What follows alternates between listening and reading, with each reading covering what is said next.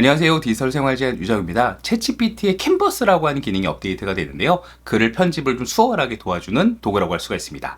자, 이제 블로그나 글 쓰시는 분들은 조금 더 편하게 이용할 수 있을 것 같습니다. 그럼 어떻게 사용하는지 바로 들어가 보도록 할게요. 자, 챗GPT 화면에 들어오시면요. 유료 버전은 캔버스라고 하는 기능이 추가가 됐어요. 이 베타 기능이 끝나면 무료 사용자도 쓸 수가 있다고 합니다.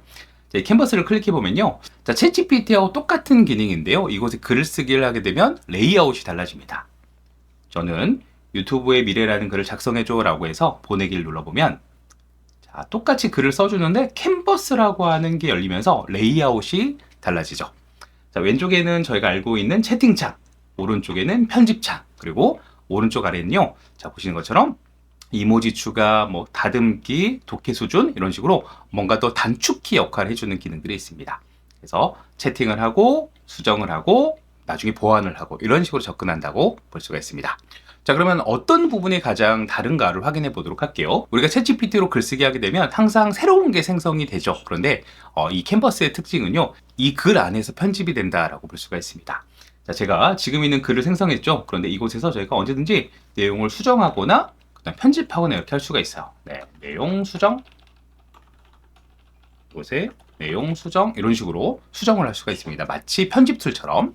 자, 그런데 우리가 이곳에서 계속 내용을 변경하실 수가 있겠죠. 전 챗GPT한테 서론을 더 매력적으로 변경해줘 라고 한번 해보겠습니다. 이 서론 부분 보내기를 누르면 자, 지금 서론을 더 매력적으로 변경을 하고 있습니다. 네, 다시 생성하는 게 아니라 지금처럼 기존에 있는 거를 편집한다 라고 보시면 좋을 것 같습니다. 자, 그러면 이런 식으로 편집이 끝났습니다. 네, 내용을 읽어보면서 수정을 할 수가 있겠죠.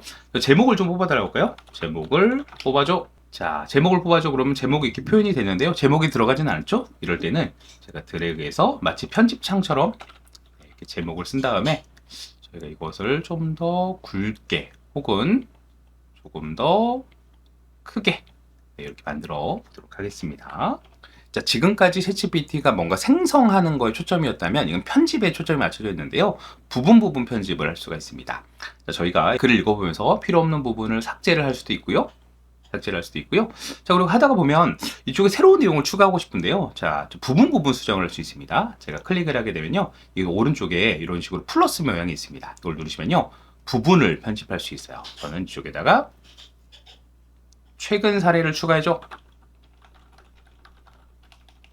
사례를 추가해줘. 라고 하게 되면 아까 가상현실 내용이 나왔었는데요. 자, 이런 식으로 부분 수정을 하실 수가 있고요. 전체적으로 한번 더 해볼까요? 전 여기다가 사례를 더 추가해줘라고 해볼게요. 사례가 좀 부족한 것 같아요. 사례를 더 추가해줘라고 하면 전반적인 부분을 수정을 할 수가 있습니다. 필요한 부분을 계속 추가적으로 요청을 할 수가 있습니다. 자, 첫 번째 정리하면 우리가 대화로 글을 쓸 수가 있는데 이제는 편집창에서 편안하게 수정을 할 수 있다라고 볼 수가 있습니다. 조금 더 편해지고 싶다라고 하면 이제 단축키를 사용하시면 되는데요. 오른쪽 아래 보시면 연필 모양 단축키가 있습니다. 크게 5가지 메뉴가 있는데요. 첫 번째, 우리 가끔씩 블로그 쓰면 이모티콘 추가하죠. 이모지 추가를 누르시면요. 한번 더 누를게요. 자, 그러면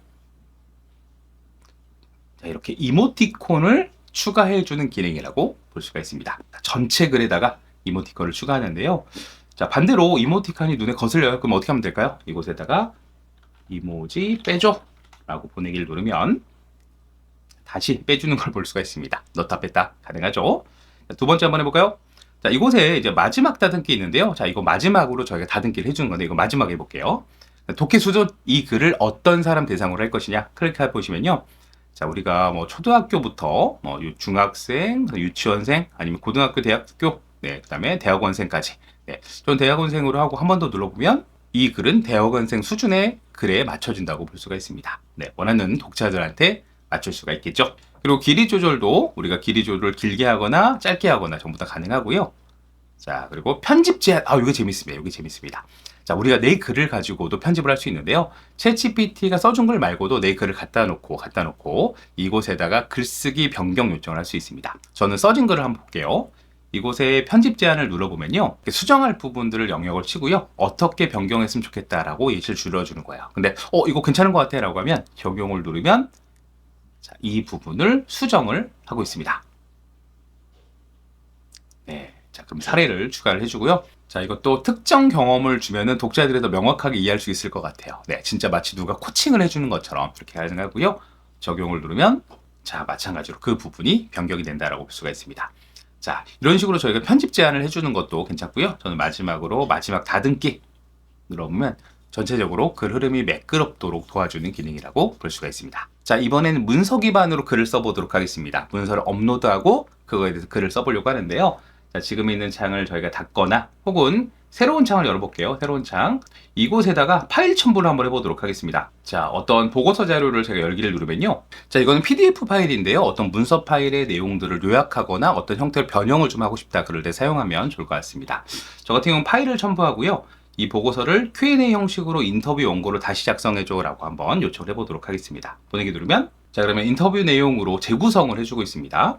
그래서 질문과 답변 네, 이런 식으로 기존의 파일들의 형식을 변형시키거나 아니면 내용을 좀 보강을 할 수가 있겠죠. 자, 이렇게 좀 딱딱한 내용인데요. 제가 질문을 더 재미있고 매력적으로 만들어줘 라고 하면 질문이 변경이 될 겁니다. 보내기 누르면 자, 딱히 뭐 크게 달라진 건 없는 것 같습니다. 네, 그래도 약간의 그 질문 형식이나 내용들을 변경을 할 수가 있고요. 자, 우리가 이렇게 계속 편집을 하고 있지만 나는 이전 단계가 더 좋아 그러면 언제든지 이전 버튼을 누르시게 되면요. 이전 버전으로 복원이 가능하고요. 마지막 칸은 최신 버전으로도 돌아가기가 가능합니다. 저는 크게 수정하지 않고요. 마지막 닫음키 눌러가지고 요거를 그대로 복사해서 워드에 한번 붙여놓어 보도록 하겠습니다. 워드 파일을 이렇게 불러와서요. 네, 그대로 갖다 붙여놓으면 이런 식으로 내가 원하는 문서창에다가 그대로 붙여놓고 다시 수정을 하실 수가 있겠죠. 자, 우리가 캔버스 기능에 대해서 알아봤는데요. 계속 생성만 해주는 게 아니라 실제로 편집이 바로바로 가능하니까요. 훨씬 글쓰기 작업이 수월해진 것 같습니다. 자, 그럼 글쓰기가 필요하신 분들은 이런 방식으로 활용해 보시면 좋을 것 같습니다. 오늘은 여기까지고요. 다음에 또 뵙도록 하겠습니다. 감사합니다.